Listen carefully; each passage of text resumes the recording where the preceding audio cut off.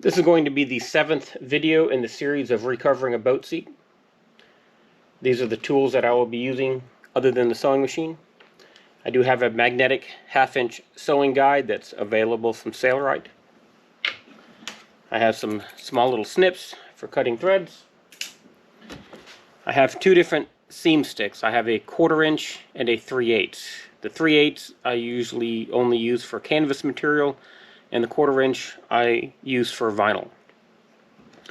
Also, if you don't want to use a seam stick, you can use a stapler. For vinyl, I do use both of these, and we'll get into the different applications as we're sewing. These are the two pulls that I have for the floating seam.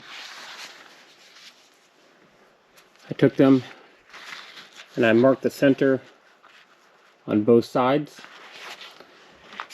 And on one side, I sewed a 1/2-inch plastic strip that the staples will go on.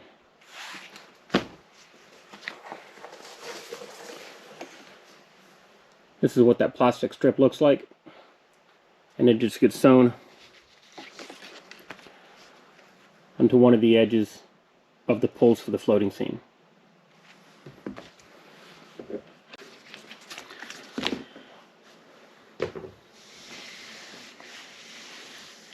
So the first thing that we want to do is we want to sew the pull for the floating seam onto one of these two pieces. And you gotta kind of think about how this is going to go, because it makes a difference on how you position this plastic piece and which piece that you sew it onto. If we sew it onto the white piece, when we get to the stapling section, we're going to have a nice outside curve that it's going to staple, and it'll be easy to do that. If we staple it to the gray piece, it will be an inside curve, and it gets a little cumbersome to staple that while on an inside curve. Now, on some cushions that can't be helped and you have to do that, but let's start with the first stages and learn the process to begin with. So what we're going to do is we're going to put this onto the white piece, and we're going to put the plastic facing out.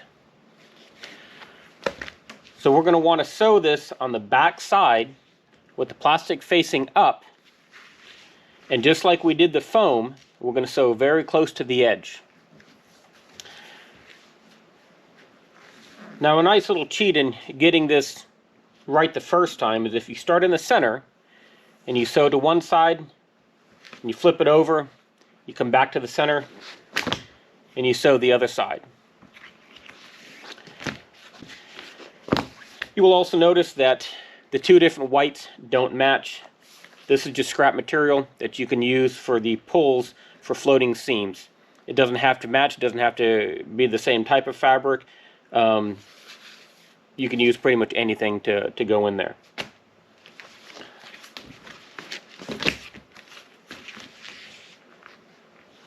A lot of the sewing for this will be sped up. This isn't really a sewing tutorial. There's a lot of other videos online about how to do that, so I'm just going to show the process of putting these together, not actually the sewing part of it. Those will be all sped up.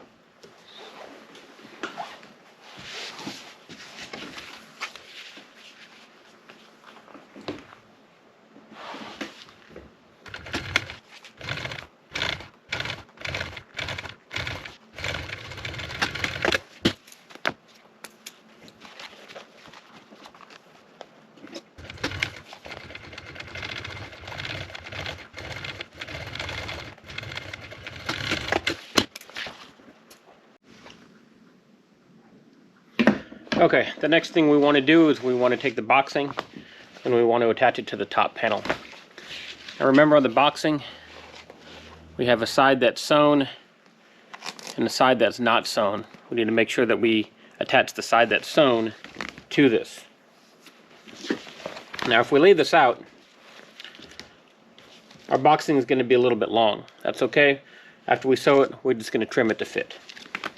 Now this is an instance where I want to use a stapler instead of the seam stick, because on this edge right here we're going to have a French seam. So on the French seam, after we sew it the first time, we need to go in the back and we need to open these up, fold them around, then sew on each side of that. Now if there's a piece of seam stick in here, it's going to be very difficult to open this up and get it to go through there. I've made many mistakes where I've had to do that, and it's just a pain. So try to think ahead and what your seam construction is going to be and make adjustments accordingly. So we're just going to line these panels up.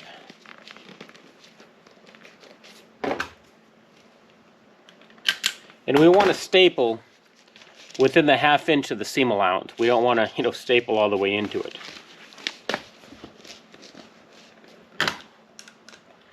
And put as many staples as you need.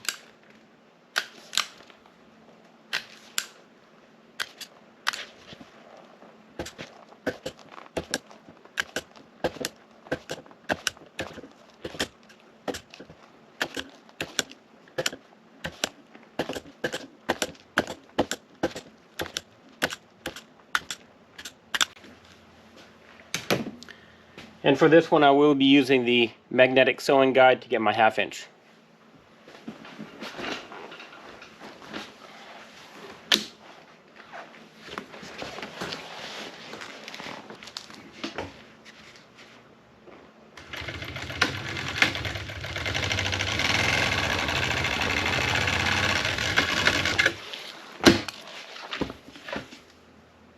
Okay, so this piece is obviously kind of long. We want to trim this flush.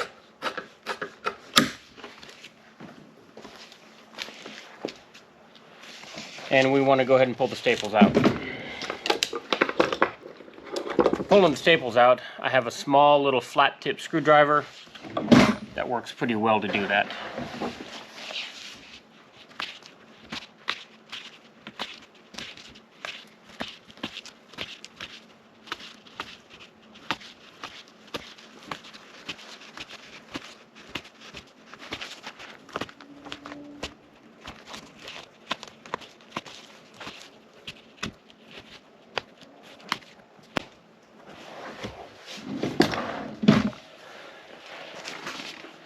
Now when we were cutting the fabric, this pull for the floating seam, I said that we wanted to short it by 2 inches. Well, this is why, because when we're sewing this seam here, we wanted to make sure this stays out of the way. And yes, this is was on the bottom side. You can get your hand underneath there and make sure it stays out of the way. It's not really needed that it goes all the way over to the edge, and it's just nice to have it out of the way so when you're sewing this, it doesn't get caught in that seam. So after we pull the staples out, this is nice to be able to open it up to put the French seam in there. So let's get over to the other sewing machine and we'll put a French seam on it. For the French seam, I have a top stitch 3/16 guide foot. I'll be putting a picture in right now.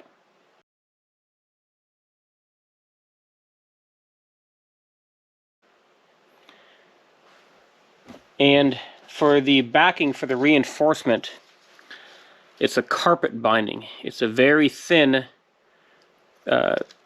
strip that goes to reinforce the seam. I did forget to mention, I'm using a bonded polyester V92 thread. I use that for all upholstery. For some of the lighter stuff, I may go down to a 46, but generally, for all canvas, all upholstery, boat seats, automotive seats, everything, I do use a V92. And it does have the UV inhibitors in it and the anti-wick that I buy. Now what I'll do is I'll kind of make a rough cut on this carpet binding instead of having the roll fall all over the place.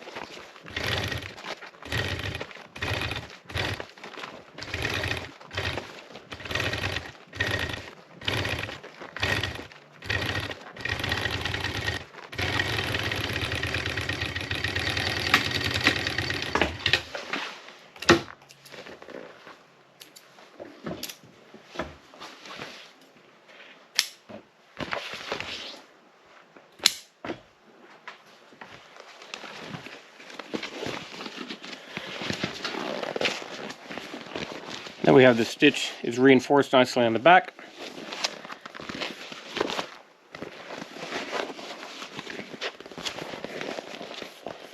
And a nice stitch on the front of it. We'll go ahead on to the gray pieces now. And for the gray ones, we're going to do the same thing.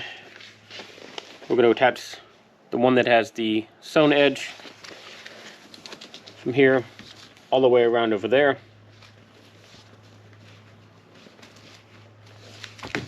With the staples, and then we'll stitch it down.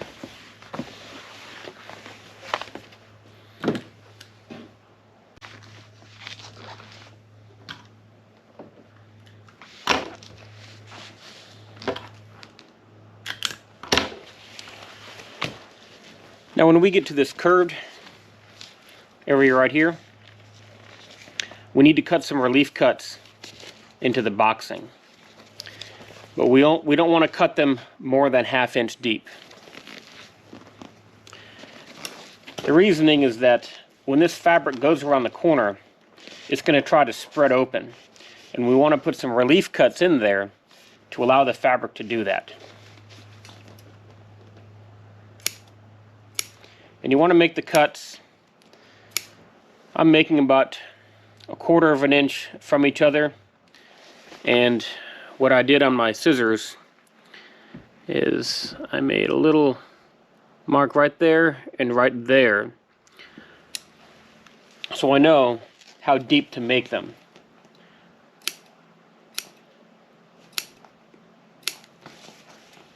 And you want to do this so you have enough to go around the curve. And you do this on the other side too. If you go a little bit past the curve, it's okay. So we'll just continually stapling them down.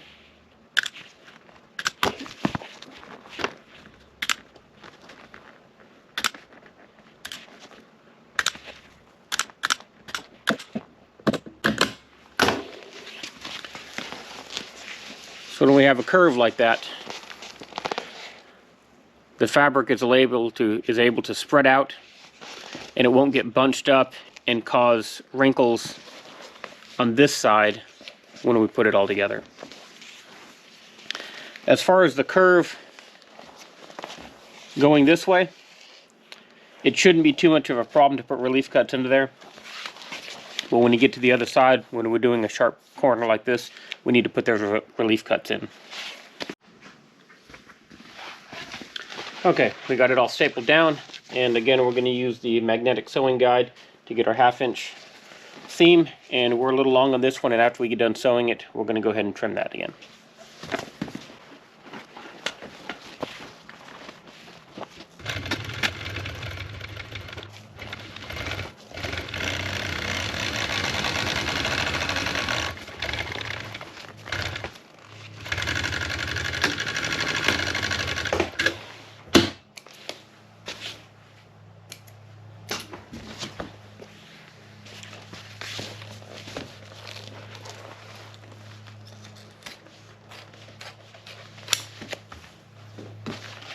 Okay, now we can go back to the other machine and do the front seam. We need to pull these staples out.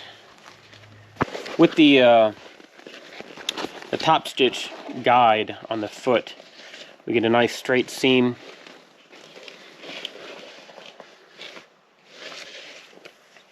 And the next stage is we're going to put the piping on one side of this.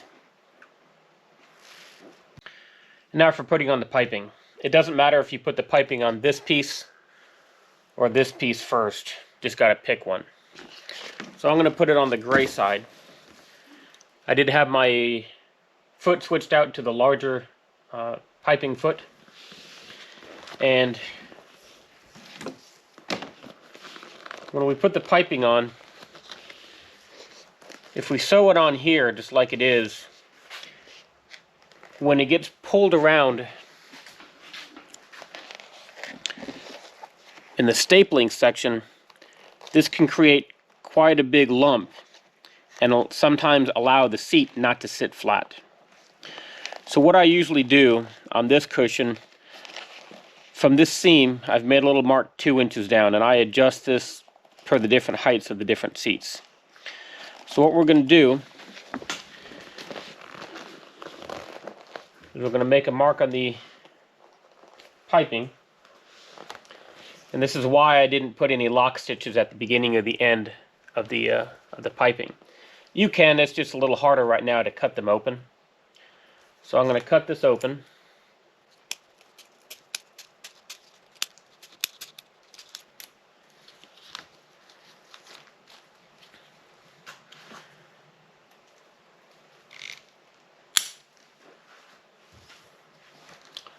I'm going to trim that piping on the inside right to where I made the mark. So now, when I sew this down, and when I go and staple it, it's a much more flat profile.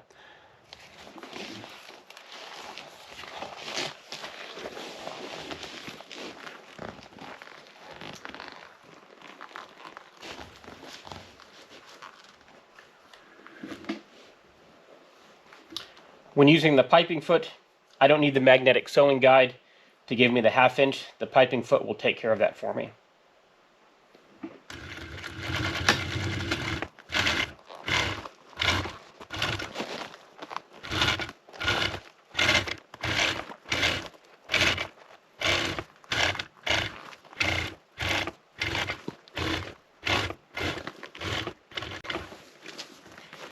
And when I get to the other side over here, I've also made another mark. So I'm going to mark the piping, and then open up the seam and take that core out of there.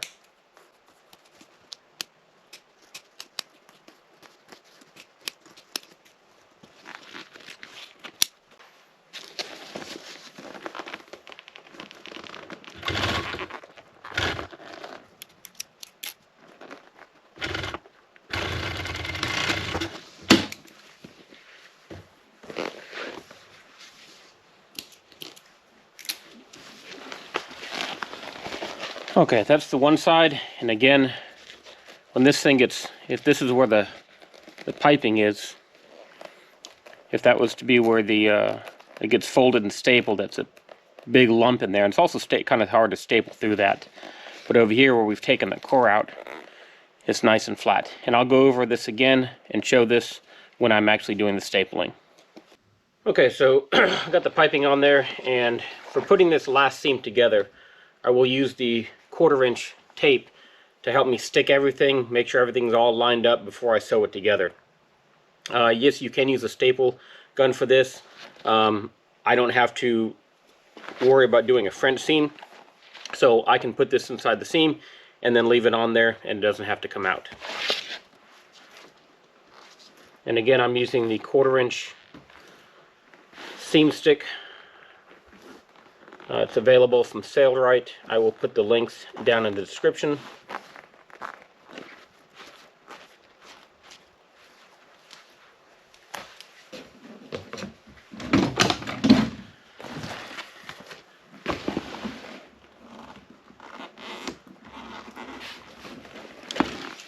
When we cut this piece here, we did mark the center from the pattern.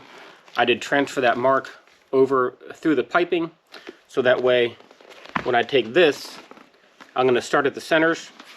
My next alignment mark is going to be these 2 seams, and then the edges over here should just take care of themselves. So I'm going to start at the center and work one way, and then come back to the center and work the other way.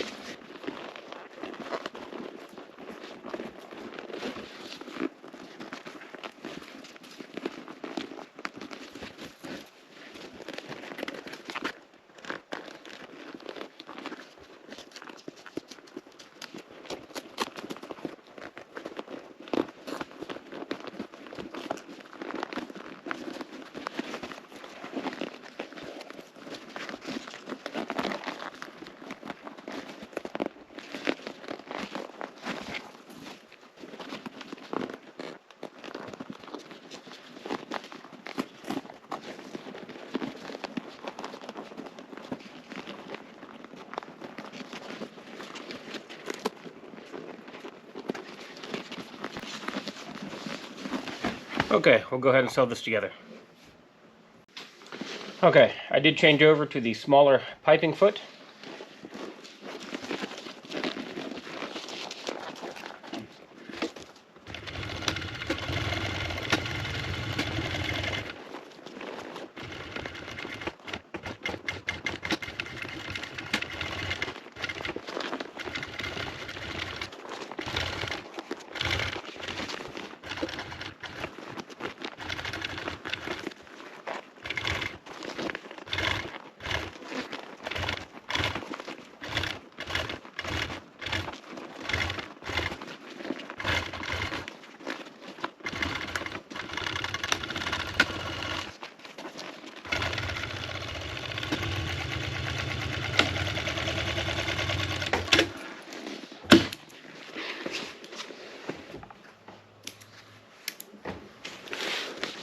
Okay, so now that we got everything sewn together, when we use the two different size piping feet, it hides that initial stitch that you can't see it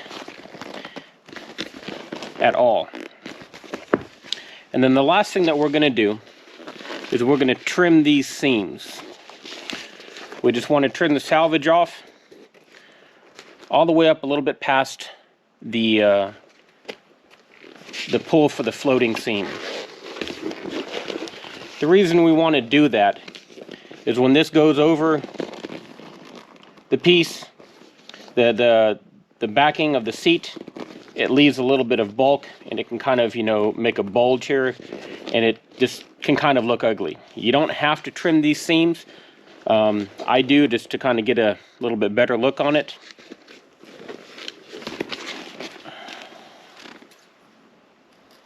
And we want to trim them within about 1/8 of an inch.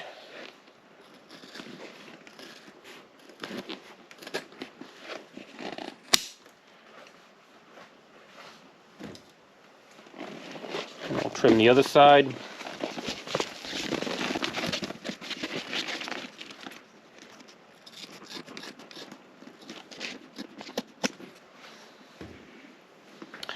The other seam that sometimes we might want to trim is here in the corners. If you see,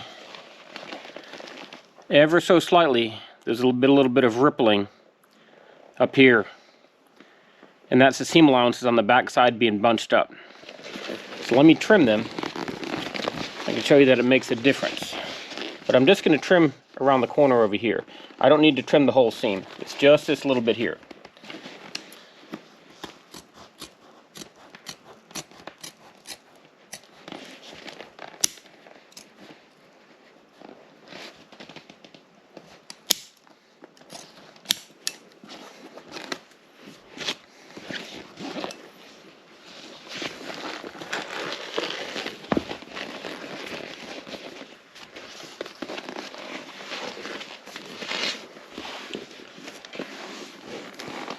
And now we can see this edge here is a lot more smooth.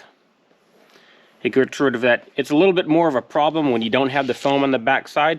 The foam kind of hides a lot of it. Sometimes I trim it, sometimes you don't have to.